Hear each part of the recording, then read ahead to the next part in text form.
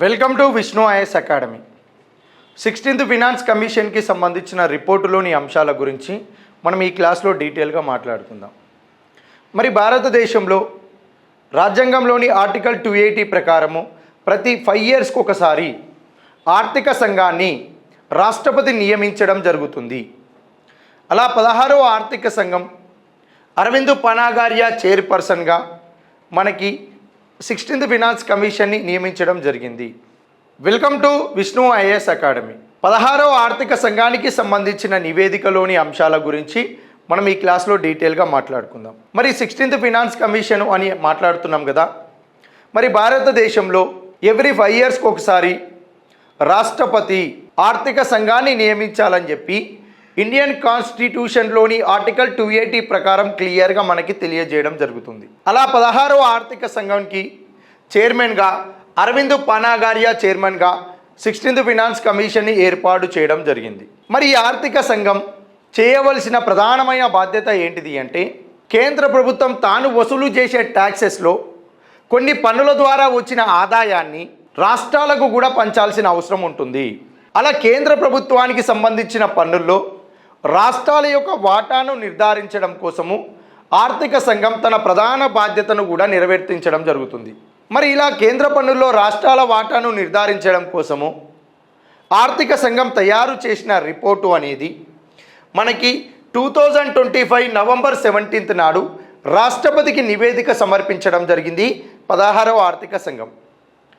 ఏదైనా ఒక ఆర్థిక సంఘం తాను రిపోర్టు రెడీ చేసి రాష్ట్రపతికి నివేదికను సమర్పించిన తర్వాత ఆ రిపోర్టు అనేది అమల్లోకి వచ్చిన రోజు నుంచి 5 సంవత్సరాల కాలం పాటు ఆ రిపోర్టు అమల్లో ఉంటుంది.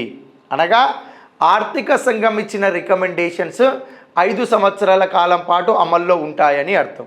మరి 16వ ఆర్థిక సంఘం తన యొక్క నివేదికను ఎప్పుడు సమర్పించింది అంటే 2025 November 17th నాడు సమర్పించింది.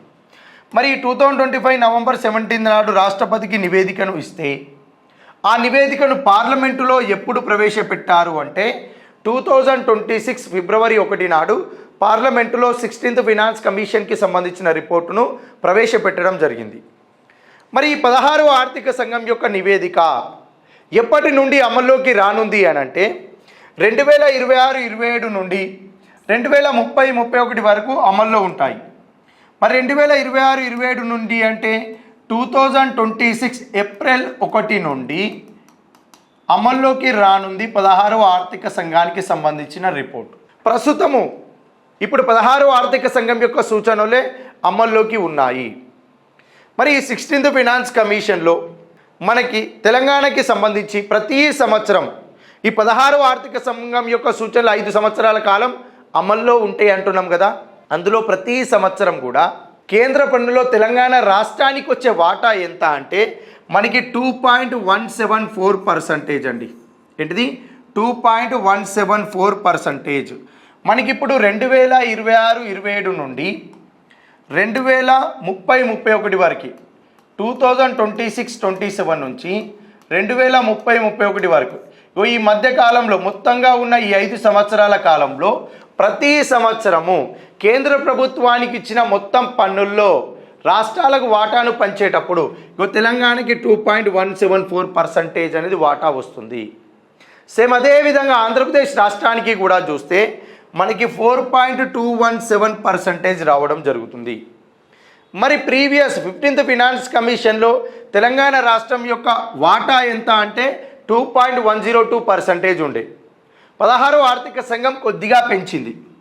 ఆంధ్రప్రదేశ్ది కూడా కేంద్ర పన్నుల్లో ఆంధ్రప్రదేశ్ రాష్ట్రం యొక్క వాటా 4.4047% ఉంటే అది కాస్త 4.217%కి పెంచడం జరిగింది.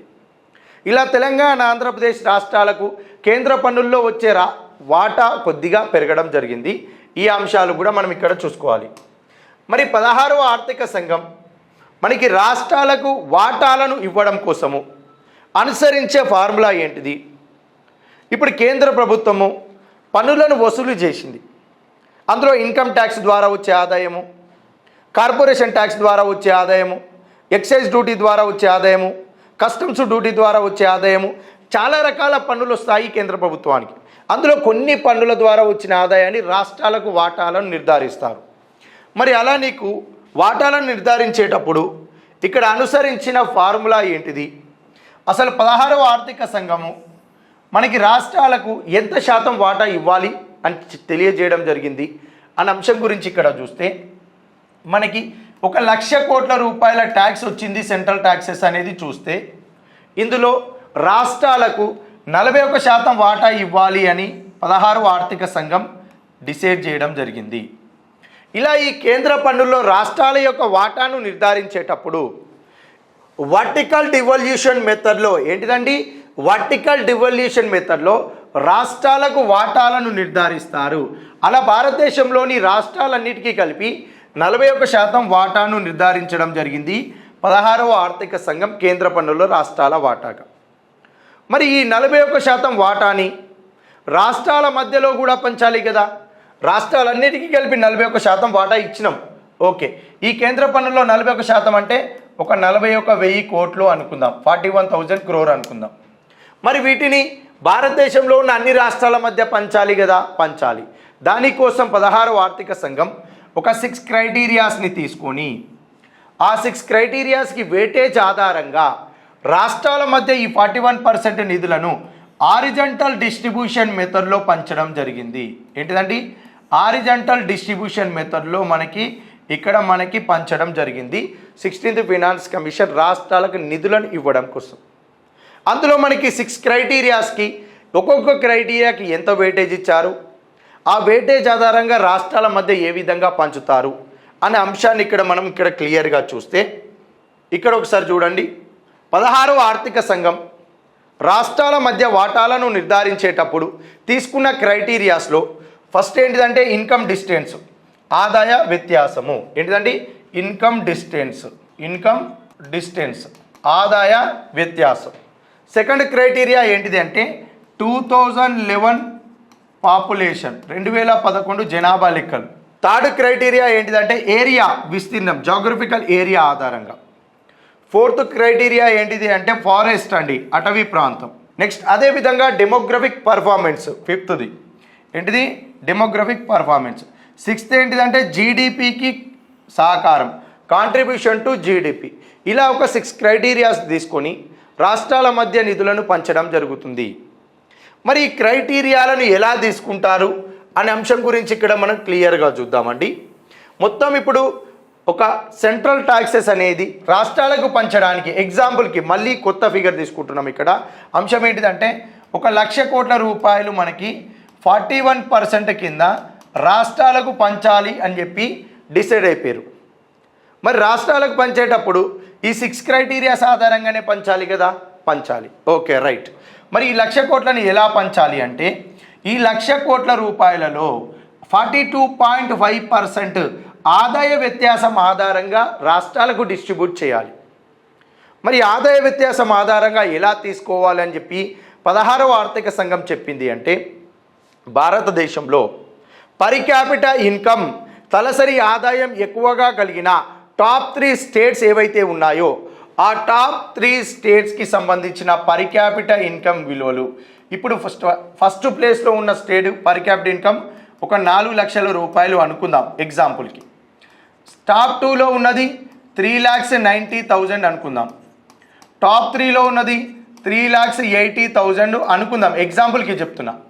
ఈ టాప్ 3 స్టేట్స్ యొక్క పర్ క్యాపిటల్ ఇన్కాన్ని యావరేజ్ చేయాలి. ఎలా అండి, 4 lakhs, 3,90,000, 3,80,000 by 3 ఇలా చేస్తే మనకి ఒక అమౌంట్ వస్తుందండి. ఏంటిది, ఒక అమౌంట్ వస్తుంది. ఎగ్జాంపుల్కి మాట్లాడుతున్న ఈ అమౌంట్ మనకి 3 lakhs ఒక 60,000 వచ్చింది అనుకుందాం, ఎగ్జాంపుల్కి వచ్చింది అనుకుందాం. దీన్ని మనకి ప్రామాణికంగా తీసుకుంటాం. ఏంటిది 3,60,000 రూపాయలు. ఏంటిదంటే భారతదేశంలోని పర్ క్యాపిటా ఇన్కమ్ ఎక్కువగా కలిగిన టాప్ 3 స్టేట్స్ యొక్క యావరేజ్ సగటు తలసరి ఆదాయం అవుతుంది. మరి ఈ 3,60,000 జస్ట్ నేను ఎగ్జాంపుల్కి తీసుకుంటున్నా. ఈ 3,60,000 రూపాయలను ఏం చేస్తారు అంటే భారతదేశంలోని అన్ని రాష్ట్రాలతో కంపేర్ చేస్తారు. ఎగ్జాంపుల్ ఉత్తరప్రదేశ్ రాష్ట్రాన్ని కంపేర్ చేశారు. ఇది top 3 per capita income highest కలిగిన స్టేట్స్ యొక్క యావరేజ్. ఓకేనా, ఓకే రైట్. దీన్ని ఏం చేసిరు, ఉత్తరప్రదేశ్ యొక్క పర్ క్యాపిటా ఇన్కమ్తో కంపేర్ చేస్తే ఉత్తరప్రదేశ్ యొక్క పర్ క్యాపిటల్ ఇన్కమ్ ఎంత 2,30,000 అనుకుందాం. అప్పుడు ఏమవుతుందంటే 3,60,000కి 2,30,000కి మధ్యలో గ్యాప్ ఏముంది, కొంచెం ఎక్కువగా ఉంటుంది. ఎక్కువగా ఉంది అని ఎలా తెలుస్తుంది అని అంటే ఇప్పుడు ఇక్కడ చూద్దాము. 3,60,000 ఏంటిది మనం తీసుకుంటున్నాం, ప్రామాణికంగా తీసుకుంటున్నాం. టాప్ 3 పర్ క్యాపిటల్ ఇన్కమ్ కలిగిన స్టేట్స్ యొక్క యావరేజ్. ఓకేనా, రైట్. దీన్ని ఏం చేస్తున్నాను అంటే మనకి మహారాష్ట్ర యొక్క పర్ క్యాపిటల్ ఇన్కమ్ తోటి కంపేర్ చేద్దాం. ఎగ్జాంపుల్కి ఎంత ఉంది మహారాష్ట్రది, 3,30,000 ఉందండి. ఎంత, 3,30,000 ఉంది. మనం ప్రామాణికంగా తీసుకున్నది ఇక్కడ మహారాష్ట్ర యొక్క పర్ క్యాపిటల్ ఇన్కమ్ ఏముంది, ఇక్కడ గ్యాబ్ ఓన్లీ 30,000 రూపాయలే ఉంది.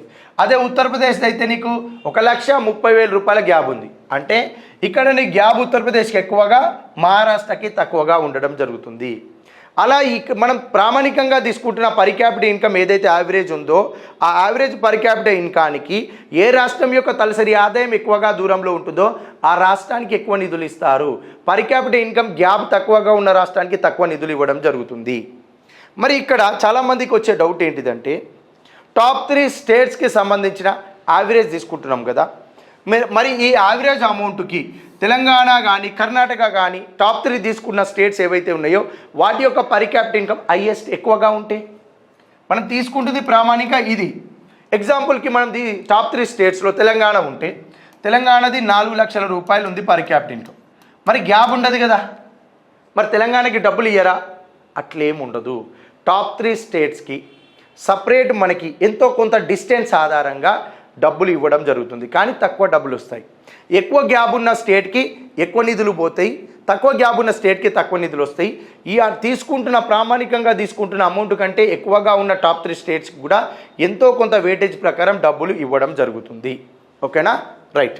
నెక్స్ట్ 2011 పాపులేషన్ సెన్సెస్ తీసుకున్నాం.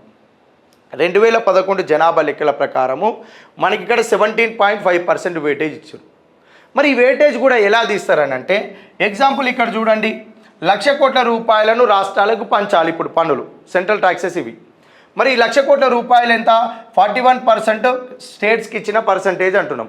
ఈ 1,00,000 కోట్ల రూపాయలలో 42.5% అనగా 42,500 కోట్ల రూపాయలను ఎలా పంచాలండి మనము, ఇన్కమ్ డిస్టెన్స్ ఆధారంగా పంచాలి.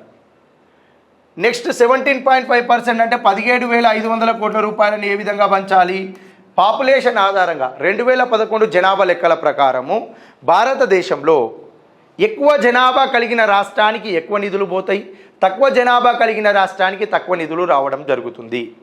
ఇలా మరి ఎక్కువ జనాభా కలిగిన రాష్ట్రానికి ఎక్కువ నిధులు పోతే, తక్కువ జనాభా ఉన్న రాష్ట్రాలు తక్కువ నిధులు పోతే భారతదేశంలోని సౌత్ ఇండియన్ స్టేట్స్ అనేది చాలా నష్టపోయే అవకాశం ఉంది. మీరు ఒకసారి అబ్జర్వ్ చేస్తే 1950 నుంచి 1981 మధ్యలో భారతదేశంలోని జనాభా విపరీతంగా పెరుగుదల నమోదైంది. జనాభా విస్ఫోటనం సాధించడం జరిగింది. అనుకున్న దానికంటే ఎక్కువ జనాభా పెరిగిపోయారు. అందుకోసం సెంట్రల్ గవర్నమెంటు రాష్ట్ర ప్రభుత్వాలకు కొన్ని గైడ్లైన్స్ కూడా ఇవ్వడం జరిగింది. మరి ఆ గైడ్లైన్స్ ఏంటివి అని అంటే రాష్ట్ర ప్రభుత్వాలు కుటుంబ నియంత్రణ కార్యక్రమాలను సాధించాలి, అనగా టోటల్ ఫర్టిలిటీ రేట్ను తగ్గించాలి, పాపులేషన్ని తగ్గించుకోవడానికి ప్రయత్నాలు చేయాలి అని చెప్పి కొన్ని గైడ్లైన్స్ జారీ చేసింది. దానివలన సౌత్ ఇండియన్ స్టేట్స్ కూడా సెంట్రల్ గవర్నమెంట్ యొక్క గైడ్లైన్స్ని పాటించి ప్రతి రాష్ట్రం కూడా వివిధ రకాల పథకాలను ప్రవేశపెట్టి వాళ్ళ టోటల్ ఫర్టిలిటీ రేట్ను తగ్గించుకుంటూ వచ్చాయి.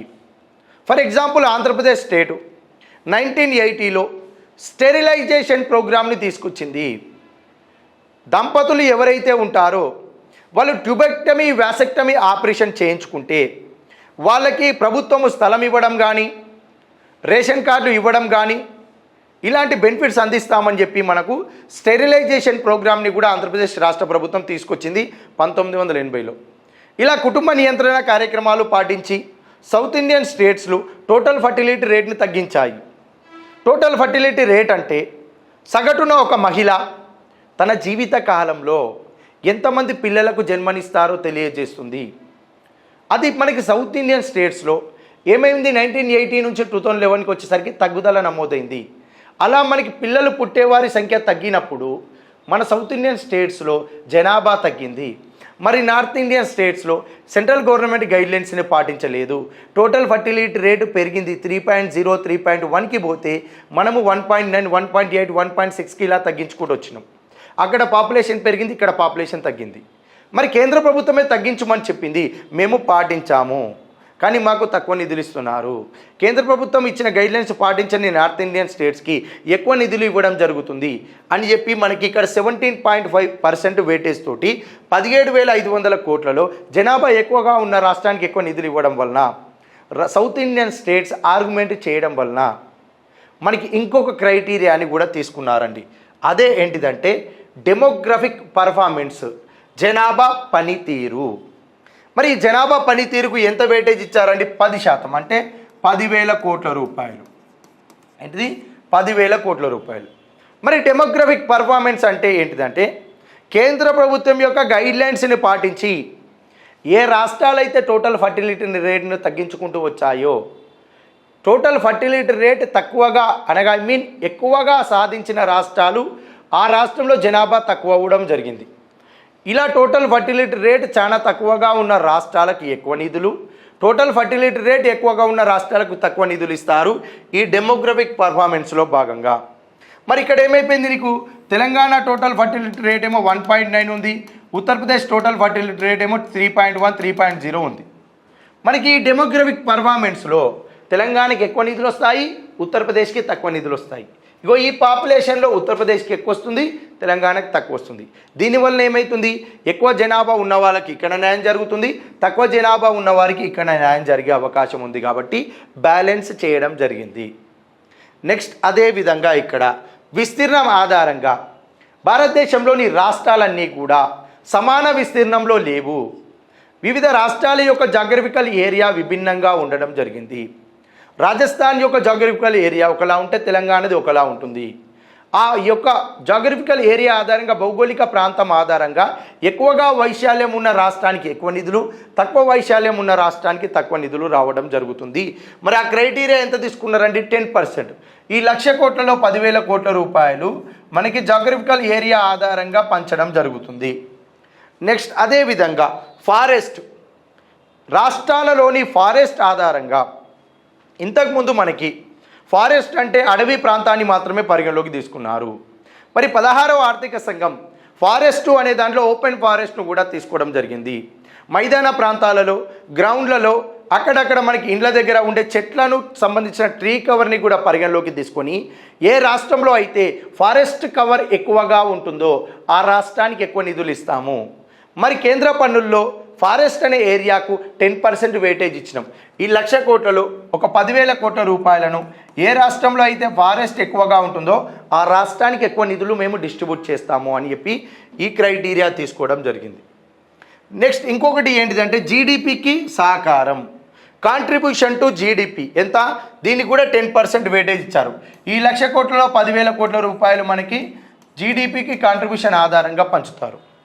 ఇక్కడ మనకి ఒకసారి అబ్జర్వ్ చేయాల్సిన అంశం ఏంటిదంటే ఇక్కడ మనం ఏం చూసినామండి, ఇన్కమ్ డిస్టెన్స్ దగ్గర ఎవరికైతే పర్ క్యాపిటల్ ఇన్కమ్ తక్కువగా ఉంటుందో మనం ప్రామాణికంగా తీసుకుంటున్న పర్ క్యాపిటల్ ఇన్కమ్కి గ్యాప్ ఇలా ఎక్కువగా ఉన్న రాష్ట్రానికి ఎక్కువ నిధులు, గ్యాప్ తక్కువగా ఉన్న రాష్ట్రానికి తక్కువ నిధులు అను. అలా టాప్ 3 స్టేట్స్కి ఏమవుతుందండి, గ్యాప్ చాలా తక్కువ, అనుకున్న యావరేజ్ కంటే ఇదే ఎక్కువగా ఉంటుంది టాప్ 3 స్టేట్స్ది. మరి అప్పుడు ఎంతో కొంత డబ్బులు ఆ రాష్ట్రాలకు ఇస్తారన్నాం కదా. మరి పర్ క్యాపిటల్ ఇన్కమ్ ఎక్కువగా ఉంది అంటే ఆ రాష్ట్రాలలో కూడా జిఎస్డిపి ఎక్కువగా ఉండదా? ఉంటుంది. ఆ రాష్ట్రాల యొక్క గ్రాస్ స్టేట్ డొమెస్టిక్ ప్రోడక్ట్ ఎక్కువగా ఉండడం వల్లనే ఆ రాష్ట్రాల యొక్క పర్ క్యాపిటల్ ఇన్కమ్ ఏమైంది, ఎక్కువగా ఉంది. కాబట్టి ఆ రాష్ట్రాలకు కాంట్రిబ్యూషన్ టు జీడిపి కింద ఎక్కువగా సహకారం అందే అవకాశం ఉంది. ఎలా అంటే భారతదేశం యొక్క జీడిపి అంటే ఏంటిదండి, వివిధ రాష్ట్రాలు, భారతదేశంలో ఉన్న అన్ని రాష్ట్రాల యొక్క జిఎస్డిపి విలువలు కలుపుతూనే భారతదేశం యొక్క జీడిపి అవుతుంది. ఒక ఆర్థిక సంవత్సర కాలంలో భారతదేశంలోని ప్రజలు ప్రొడక్షన్ ఫ్యాక్టర్స్గా ఏంటిదండి, ప్రొడక్షన్ ఫ్యాక్టర్స్గా ప్రొడ్యూస్ చేసిన గూడ్స్ అండ్ సర్వీసెస్ యొక్క మార్కెట్ వాల్యూయే ఇక్కడ జీడిపి అవుతుంది. మరి ఇక్కడ ఒక భారతదేశంలోని ప్రజలు అంటే భారతదేశంలోని ప్రజలు ఎక్కడున్నారండి, రాష్ట్రాలలో ఉన్నారు. అలా రాష్ట్రాలలోని ప్రజల యొక్క లెక్కింపు ప్రక్రియ జరగాలి అంటే ప్రతి రాష్ట్రం యొక్క జిఎస్డిపి ఆధారంగానే లెక్కించాలి. అలా భారతదేశంలోని 28 రాష్ట్రాల యొక్క జిఎస్డిపి విలువలు కలిపితే ఇండియా యొక్క జీడిపి అవుతుంది. అలా ఇండియా జీడిపికి భారతదేశంలోని రాష్ట్రాలలో ఏ రాష్ట్రం యొక్క జిఎస్డిపి కాంట్రిబ్యూషన్ ఎక్కువగా ఉంటుందో వారికి ఈ 10% కాంట్రిబ్యూషన్ కింద ఎక్కువ నిధులు ఇవ్వడం జరుగుతుంది. ఈ 10% వెయిటేజ్ కింద 10,000 కోట్ల రూపాయలు ఎక్కువగా ఇస్తారు. అలా మనకి Telangana GSDP India GDP contribution ఎక్కువగా ఉంటే తెలంగాణకి ఎక్కువ, కర్ణాటకది ఎక్కువగా ఉంటే కర్ణాటక ఎక్కువ, తమిళనాడుది ఎక్కువగా ఉంటే తమిళనాడు ఎక్కువ, తక్కువగా కాంట్రిబ్యూషన్ ఉన్న రాష్ట్రానికి తక్కువగా నిధులు ఇవ్వడం జరుగుతుంది. దీనిలో ఇండియా జీడిపిలో రాష్ట్రాల యొక్క జిఎస్డిపి కాంట్రిబ్యూషన్స్ ఆధారంగా పంచుతారు. ఇలా మనకి 6 క్రైటీరియాస్, ఒకటి income distance, second area, third forest, తర్వాత ఫోర్త్ ఏం తీసుకున్నారండి ఇక్కడ మనకి డెమోగ్రఫిక్ పర్ఫార్మెన్స్ తీసుకున్నారు. అదేవిధంగా 2011 పాపులేషన్, 6th క్రైటీరియా ఏంది కాంట్రిబ్యూషన్ టు జీడిపి. అందులో మనకి ఇన్కమ్ డిస్టెన్స్కి వెయిటేజ్ 42.5%, అదేవిధంగా మనకి పాపులేషన్కి 17.5%, మనకి ఏరియాకి 10%, అదేవిధంగా మనకి అటవీ ప్రాంతానికి 10%, నెక్స్ట్ డెమోగ్రఫిక్ పర్ఫార్మెన్స్కి 10%, అదేవిధంగా కాంట్రిబ్యూషన్ టు జీడిపికి 10%. ఇలా 100% సమం చేయడం జరిగింది. ఏంటిది ఈ 41% అమౌంటే 1,00,000 కోట్ల రూపాయలు. ఈ 1,00,000 కోట్ల రూపాయలు 100%గా తీసుకొని మనకి 6 క్రైటీరియాస్ ఆధారంగా పంచుతారు పనులు. ఓకేనా, రైట్. ఇలా మనకి తెలంగాణ రాష్ట్రానికి ఆంధ్రప్రదేశ్కి ఎంత వెయిటేజ్ అనేది కూడా మనం చూసినాం. మరి ఆర్థిక సంఘం కేంద్ర పన్నుల్లో రాష్ట్రాల వాటాలతో పాటు గ్రాంట్లు ఎలా ఇవ్వాలి, ఏం గ్రాంట్లు ఇవ్వాలి అనే దాని గురించి కూడా చెప్తుంది. భారత రాజ్యాంగంలో రాష్ట్రాలకు కేంద్ర ప్రభుత్వము గ్రాంట్ల రూపంలో సహాయం కూడా చేయాలి అని చెప్పి కూడా మెన్షన్ చేస్తారు. మరి అలా ప్రతి సంవత్సరం కూడా కేంద్ర ప్రభుత్వం ఇచ్చే గ్రాంట్లు ఎలా ఇవ్వాలి, ఏ ఏ మార్గాల ద్వారా ఇవ్వాలి, ఎందుకోసం ఇవ్వాలి, ఎంత ఇవ్వాలి అని డిసైడ్ చేసేది కూడా ఆర్థిక సంఘమే. మరి 16th ఫినాన్స్ కమిషను ఏ గ్రాంట్లను ఇవ్వమని చెప్పింది ఇక్కడ ఒకసారి మనం క్లియర్గా చూస్తే లోకల్ గవర్నమెంట్ గ్రాంట్స్ ఇవ్వమన్నది, అదేవిధంగా డిసాస్టర్ మేనేజ్మెంట్ గ్రాంట్స్ ఇవ్వమన్నది. 16వ ఆర్థిక సంఘం రాష్ట్రాలకు కేవలం 2 గ్రాంట్లను మాత్రమే ప్రపోజ్ చేయడం జరిగిందండి. ఒకటి లోకల్ గవర్నెన్స్ గ్రాంట్స్, రెండోది డిసాస్టర్ మేనేజ్మెంట్ గ్రాంట్స్. గతంలో 15th ఫినాన్స్ కమిషన్ మనకి రెవెన్యూ డెఫిసిట్ గ్రాంట్స్ అని, లోకల్ గవర్నమెంట్ గ్రాంట్స్ అని, డిసాస్టర్ మేనేజ్మెంట్ గ్రాంట్స్ అని, సెక్టార్ స్పెసిఫిక్ గ్రాంట్స్ అని, స్టేట్ స్పెసిఫిక్ గ్రాంట్స్ అని 5 రకాల గ్రాంట్లను ఇవ్వడం జరిగింది. కానీ ప్రస్తుతం 16వ ఆర్థిక సంఘం రెవెన్యూ డెఫిసిట్ గ్రాంట్స్ లేవు, సెక్టార్ స్పెసిఫిక్ గ్రాంట్స్ లేవు, స్టేట్ స్పెసిఫిక్ గ్రాంట్స్ లేవు, కేవలం 2 గ్రాంట్లనే మెన్షన్ చేసింది. ఒకటి local government grants, 2 disaster management grants. మరి లోకల్ గవర్నమెంట్ గ్రాంట్స్ ఎంత ఇవ్వమన్నది అంటే 7,91,493 కోట్ల రూపాయలు ఇవ్వమని చెప్పింది. మరి లోకల్ గవర్నమెంట్ అంటే అందులో రూరల్ వస్తుంది, అర్బన్ వస్తుంది. Rural local bodies, urban local bodies. మరి రూరల్ లోకల్ బాడీస్కి ఎంత ఇవ్వమన్నదంటే 4,35,236 కోట్ల రూపాయలు ఇవ్వమని చెప్పింది. 16th finance commission rural local బాడీస్కి గ్రాంట్ల రూపంలో 4,35,236 కోట్లు ఇవ్వమన్నది. మరి ఈ రూరల్ లోకల్ బాడీస్ కూడా 2 టైప్స్గా డివైడ్ చేసి ఇవ్వాలి అని మెన్షన్ చేసింది. ఒకటి బేసిక్ గ్రాంట్ కింద, సెకండ్ పర్ఫార్మెన్స్ గ్రాంట్ కింద ఇవ్వమని చెప్పింది. మరి బేసిక్ గ్రాంట్ అంటే భారతదేశంలో ఉన్న ప్రతి గ్రామీణ ప్రాంతానికి, ప్రతి గ్రామ పంచాయతీకి ఆ గ్రామ పంచాయతీ రెగ్యులర్గా చేసే పనుల్లో భాగంగా వాళ్ళు పారిశుద్ధ పనుల కోసం కానీ, గ్రామ పంచాయతీ మెయింటెనెన్స్ కోసం కానీ, ఇలా మనకి గ్రామాలకు కావాల్సిన బేసిక్ గ్రాంట్ల రూపంలో మీరు 3,48,188 కోట్ల రూపాయలు ప్రతి గ్రామీణ ప్రాంతానికి ఇవ్వండి, ప్రతి గ్రామ పంచాయతీకి కూడా గ్రాంట్ల రూపంలో పంపించండి. మరి భారతదేశంలో ఏ గ్రామ పంచాయతీలో అయితే ఆ గ్రామ పంచాయతీకి కావాల్సిన రెవెన్యూను ఆ గ్రామం ద్వారా ఎక్కువగా సమకూర్చుకున్న గ్రామ పంచాయతీ ఉంటే, ఫర్ ఎగ్జాంపుల్ గ్రామ పంచాయతీ విలేజ్లో ఇంటి పన్నును కలెక్ట్ చేయాలి, నీటి పన్నును కలెక్ట్ చేయాలి, ఏదైనా వెంచర్ల లాంటివి ఉంటే ఆ వెంచర్ల ద్వారా కూడా ట్యాక్స్ తీసుకోవడం జరుగుతుంది.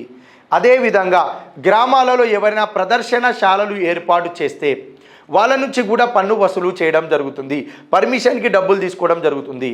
ఇలా ఏ గ్రామ పంచాయతీ అయితే ఆ గ్రామ పంచాయతీ నిధులలో ఆ గ్రామంలో ఉన్న ప్రజల నుంచి పన్నుల ద్వారా కలెక్ట్ చేసుకుంటే అలా పన్నుల ద్వారా ఎక్కువగా కలెక్ట్ చేసిన గ్రామ పంచాయతీకి బెస్ట్ పర్ఫార్మెన్స్ కింద పర్ఫార్మెన్స్ గ్రాంట్లను ఇవ్వండి. భారతదేశంలో ఉన్న అన్ని గ్రామ పంచాయతీలలో ఆ గ్రామ పంచాయతీకి వచ్చిన నిధుల్లో వాళ్ళు ఆ గ్రామ పంచాయతీ ప్రజల ద్వారా ఇంటి పన్ను, నల్ల పన్ను ద్వారా, ఇసుక పన్ను ద్వారా ఇలా ట్యాక్సెస్ ద్వారా కలెక్ట్ చేసిన అమౌంట్ ఏ గ్రామ పంచాయతీకి ఎక్కువగా ఉంటుందో వాళ్ళు పర్ఫార్మెన్స్ బెస్ట్ అని చెప్పి వాళ్ళకి ఎక్కువ నిధులు ఇవ్వండి, పర్ఫార్మెన్స్ తక్కువగా ఉన్న గ్రామ పంచాయతీకి తక్కువ నిధులు ఇవ్వండి అని చెప్పి వాళ్ళని ఎంకరేజ్ చేయడం కోసము పర్ఫార్మెన్స్ గ్రాంట్ల కింద 87,048 కోట్లు ఇవ్వమని చెప్పింది. నెక్స్ట్ అదేవిధంగా అర్బన్ లోకల్ బాడీస్లో ఖచ్చితంగా ఇవ్వాల్సిన బేసిక్ గ్రాంట్స్ మనకి 2,32,125 కోట్లు ఇవ్వమని చెప్పింది. సేమ్ అదేవిధంగా అర్బన్ ఏరియాలో మున్సిపాలిటీలు, మున్సిపల్ కార్పొరేషన్లు, నగర పంచాయతీలు వీళ్ళు ఇక్కడ జిహెచ్ఎంసీ ఏరియాలు అని మాట్లాడతాం కదా. ఇలా మనకి మున్సిపల్ కార్పొరేషన్ ఏరియాలో ట్యాక్స్ కలెక్ట్ చేస్తారు. హౌస్ ట్యాక్స్, వెంచర్లకి, నీటి పన్ను, అదేవిధంగా ప్రకటనలకు అడ్వర్టైజ్మెంట్ ట్యాక్సెస్, ఇలా మనకి చాలా రకాల పన్నులు వసూలు చేస్తుంది మున్సిపాలిటీలు. ఇలా భారతదేశంలోని ఏ నగర పంచాయతీలు అయితే, ఏ మున్సిపాలిటీలు అయితే, ఏ అర్బన్ లోకల్ బాడీస్ అయితే ఎక్కువగా మనకి ట్యాక్సెస్ కలెక్ట్ చేస్తున్నాయో వాళ్ళకి బెస్ట్ పర్ఫార్మెన్స్ కింద పర్ఫార్మెన్స్ గ్రాంట్ కింద 58,032 కోట్లు ఇవ్వమని చెప్పింది. అంటే దీన్ని బట్టి అర్థం ఏంటిదంటే గ్రామ పంచాయతీలైనా మనకి అర్బన్ లోకల్ బాడీస్ అయినా గ్రామంలోని గ్రామ పంచాయతీ, పట్టణాల్లోని మున్సిపాలిటీలు, మున్సిపల్ కార్పొరేషన్లు, అదేవిధంగా మనకి నగర పంచాయతీలు, కార్పొరేషన్స్, మన మెట్రోపాలిటన్ సిటీస్ ఉన్నాయి కదా. ఇక్కడ ఏమవుతుంది అంటే పర్ఫార్మెన్స్ గ్రాంట్ కింద డబ్బులు ఇస్తామనేసరికి అలర్ట్ అయ్యి ట్యాక్సెస్ ప్రాపర్గా కలెక్ట్ చేసి వాళ్ళకు వచ్చిన నిధుల్లో మేము ట్యాక్సెస్ ద్వారా ఇంత అమౌంట్ కలెక్ట్ చేశాము, మేము బెస్ట్ పర్ఫార్మెన్స్ సాధిస్తున్నాము, మాకు గ్రాంట్ వస్తుంది అని అలర్ట్ చేయడానికే మనకి పర్ఫార్మెన్స్ గ్రాంట్ ఇవ్వడం జరిగిందండి. నెక్స్ట్ అదేవిధంగా ప్రత్యేక మౌలిక సదుపాయాల విభాగం కింద 56,100 కోట్ల రూపాయలు మనకి ఇక్కడ గ్రాంట్లు ఇవ్వమని చెప్పింది. మరి ప్రత్యేక మౌలిక సదుపాయాలు అని అంటే ఏంటిదంటే మనకి ఇప్పుడు జనాభా విపరీతంగా పెరుగుతుందండి. పట్టణ ప్రాంతాలు ఎక్స్పాన్షన్కి గురవుతున్నాయి, విస్తరణ చెందుతున్నాయి. ఒకప్పుడు పట్టణ ప్రాంతం ఇంతే ఉండే, ఈ పట్టణ ప్రాంతానికి సరిపడా మనకి ఏం చేసిరు అంటే అండర్ గ్రౌండ్లో మనకి పైప్ లైన్ సిస్టమ్ కానీ, వాటర్కి సంబంధించి డ్రింకింగ్ వాటర్ పైప్ లైన్ కానీ, మ్యాన్ హోల్స్ కానీ ఇంతవరకే ఉండేది. ఇప్పుడు ఏమైపోయింది, సిటీ ఎక్స్పాన్షన్ అయింది, విస్తరిస్తుంది. మరి సిటీ ఎక్స్పాన్షన్ అయిన తర్వాత మరి ఇక్కడ మ్యాన్ హోల్స్ లేకపోతే అండర్ గ్రౌండ్లో, ఇక్కడ వాటర్ పైప్ లైన్లు లేకపోతే ప్రజలు తీవ్ర ఇబ్బందులు ఎదుర్కొంటారు. వర్షాలు సంభవించినప్పుడు ఈ ప్రాంతాలలో మనకి మ్యాన్ హోల్స్ లేకపోతే, ఈ ప్రాంతం వరకే ఉన్నాయి అనుకో, ఈ ఎక్స్పాన్షన్ ప్రాంతంలో మ్యాన్ హోల్స్ లేకపోతే వాటర్ అంతా కూడా రోడ్ల మీదనే చేరే అవకాశం ఉంటుంది. కాబట్టి సిటీ ఎంత ఎక్స్పాన్షన్ అయితే అంత ఎక్స్పాన్షన్ వరకు కూడా మనకి మౌలిక సదుపాయాలను ఏర్పాటు చేసి పైప్ లైన్స్ని ఏర్పాటు చేయడం కోసము రాష్ట్రాలకు అర్బన్ ఇన్ఫ్రాస్ట్రక్చర్ ఫెసిలిటీ కింద 56,100 కోట్ల రూపాయలు మనకి గ్రాంట్ ఇవ్వాలని చెప్పి మెన్షన్ చేయడం జరిగింది. అదేవిధంగా మనకి అర్బనైజేషన్ ప్రీమియం అంటే ఏం లేదండి, మనకి 2004లో ఒక స్కీమ్ ఉండేది, పురా అనే స్కీమ్ ఉండే, providing urban amenities in rural areas. ఏంటిదండి, providing urban amenities in rural areas అని పురా అని ఒక స్కీమ్ ఉండే. ఆ స్కీమ్ యొక్క ఉద్దేశము, అర్బనైజేషన్ ప్రీమియం ఉద్దేశం రెండు కూడా సేమే. ఎలా అనంటే ఇక్కడ మనకి ఇది ఒక టౌన్ అండి, ఈ టౌన్కి చుట్టుపక్కల ఒక 15 కిలోమీటర్ల దూరంలో గ్రామాలు, విలేజెస్ ఉంటాయి ప్రతి టౌన్కి. ఇప్పుడు ఏం చేయాలి అంటే ఏదైనా పట్టణ ప్రాంతానికి 15 కిలోమీటర్ల దూరంలో ఉండే గ్రామాలలో ఈ అర్బన్లో ఉండే ఎమ్యూనిటీస్, పట్టణ ప్రాంత సౌకర్యాలను ఈ గ్రామీణ ప్రాంతాలకి కూడా మనము అందజేయాలి. ఈ పట్టణ ప్రాంత సౌకర్యాలను గ్రామీణ ప్రాంతాల్లో కూడా అందజేయడం కోసము ఏంటిదంటే ఈ పట్టణ ప్రాంతాల్లో ఉన్న ఫెసిలిటీస్ని ఇక్కడ గ్రామీణ ప్రాంతాలకి కూడా అన్నిటికీ కూడా మనం అందవేస్తే రానున్న రోజుల్లో అర్బన్ ఏరియాస్లో ఉన్న ఎమ్యూనిటీస్, పట్టణ ప్రాంత సౌకర్యాలు కూడా ఈ గ్రామీణ ప్రాంతాల్లో ఉంటాయి. తర్వాత కాలంలో ఏమవుతుందంటే ఇదంతా కలిసి ఆ పట్టణ ప్రాంతంలో కలిసిపోతుంది. అంటే పట్టణ ప్రాంతానికి దగ్గరలో ఉన్న గ్రామీణ ప్రాంతాల్లో కూడా పట్టణ ప్రాంత సౌకర్యాలను కల్పిస్తే భవిష్యత్తులో ఆ ప్రాంతాలన్నీ కూడా పట్టణంలో భాగంగా అవుతాయి. అదే మనకి పూరా స్కీమ్ అండి. అలా స్కీమ్ లాంటి ఉద్దేశం కోసమే ఇక్కడ అర్బనైజేషన్ ప్రీమియం కోసం 10,000 కోట్లు. ఏ పట్టణ ప్రాంతానికి దగ్గరగా ఉన్న విలేజెస్లో అర్బన్ ఎమ్యూనిటీస్ని ప్రొవైడ్ చేయాలనుకుంటారో ఆ పట్టణ ప్రాంతాలకు మనకి ఈ 10,000 కోట్ల రూపాయలలో భాగంగా గ్రాంట్లను ఇస్తే ఆ పట్టణ ప్రాంతానికి నియర్ బై ఉన్న విలేజెస్లో అర్బన్ ఫెసిలిటీస్ అంది తర్వాత కాలంలో అవన్నీ కూడా పట్టణ ప్రాంతాల్లో కలిసిపోయే అవకాశం ఉంటుంది అనే ఉద్దేశంతో అర్బనైజేషన్ ప్రీమియం కింద 16th ఫినాన్స్ కమిషన్ సెంట్రల్ గవర్నమెంట్కి 10,000 కోట్ల రూపాయలు మనకి గ్రాంట్ రూపంలో ఇవ్వమని చెప్పడం జరిగింది. ఇది 16వ ఆర్థిక సంఘం గ్రాంట్ల రూపంలో చెప్పిన అంశము. అదేవిధంగా డిసాస్టర్ మేనేజ్మెంట్ విపత్తు నిర్వహణ గ్రాంట్లను కూడా ఇవ్వడం జరిగింది. విపత్తు నిర్వహణ గ్రాంట్లు కూడా ఎంత ఇవ్వాలి అనేది కూడా 16వ ఆర్థిక సంఘం కేంద్ర ప్రభుత్వానికి గ్రాంట్ల రూపంలో క్లియర్గా మెన్షన్ చేయడం జరిగింది. ఈ అంశాలు చూసుకుంటే సరిపోతుంది. 16వ ఆర్థిక సంఘం ఎప్పుడు ఏర్పాటు చేశారు, నివేదిక ఎప్పుడు సమర్పించారు, పార్లమెంటులో ఎప్పుడు ప్రకటించారు, ఎప్పటి నుంచి ఆరంభం అనగా ఎప్పటి నుంచి ప్రారంభించడం అమల్లోకి వస్తుంది అనేది 2026-27 నుంచి 2030-31 5 సంవత్సరాల కాలం వరకు అమల్లో ఉంటుంది. ఇంకొక అంశం, మనకి ఆర్థిక సంఘం యొక్క రికమెండేషన్స్ కానీ రిపోర్టు కానీ నివేదిక కానీ అమల్లో ఉండే కాలం 5 సంవత్సరాలు అన్నాం కదా. గతంలో అనగా 15th ఫినాన్స్ కమిషన్ యొక్క రిపోర్టు 6 సంవత్సరాల కాలం పాటు అమల్లో ఉంది. ఇది గుర్తుపెట్టుకోవాలి. ఎందుకు అంటే మనకి 2020-21 నుంచి 2025-26 వరకు కూడా 15వ ఆర్థిక సంఘానికి సంబంధించిన రికమెండేషన్లు అమల్లో ఉన్నాయి. ఎందుకోసము అంటే 15వ ఆర్థిక సంఘం 2 రిపోర్ట్లు ఇచ్చింది. ప్రైమరీ రిపోర్ట్ ఏమో 2020-21 సంవత్సరానికి, సెకండ్ రిపోర్ట్ ఏమో 2021-22 నుంచి 2025-26 వరకు. కోవిడ్-19 పాండమిక్ వలన 15th ఫినాన్స్ కమిషను 2 రిపోర్ట్లు ఇవ్వడం జరిగింది. అందువల్ల మనకి టైం పీరియడ్ 6 ఇయర్స్ అమల్లో ఉన్నాయి. ఈ ఒక్క అంశాన్ని కూడా మనం గుర్తుపెట్టుకోవాలి. అదేవిధంగా ఈ 16వ ఆర్థిక సంఘానికి సంబంధించిన 6 క్రైటీరియాస్కి సంబంధించిన వెయిటేజ్ ఏమున్నాయో ఆ వెయిటేజ్ కూడా ఇక్కడ క్లియర్గా చూడాలి.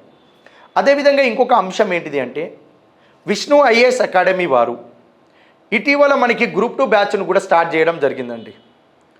ఈ గ్రూప్ 2 బ్యాచ్లో ఎమినెంట్ ఫ్యాకల్టీస్ తోటి టీచింగ్ చేపియడం జరుగుతుంది.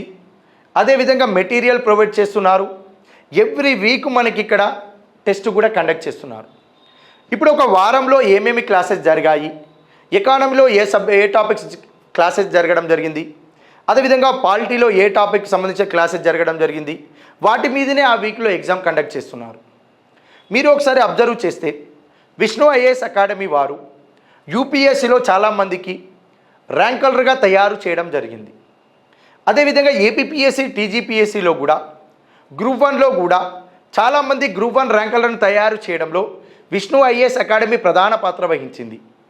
అదేవిధంగా గ్రూప్ 2లో కూడా ఏపీపీఎస్సీ గ్రూప్ 2లో టీజీపీఎస్సీ గ్రూప్ 2లో చాలామంది వందల మంది ఉద్యోగులను గ్రూప్ 2 ర్యాంకర్లుగా తయారు చేయడం కోసం మాత్రమే గ్రూప్ 2 బ్యాచ్ను స్టార్ట్ చేయడం జరిగింది.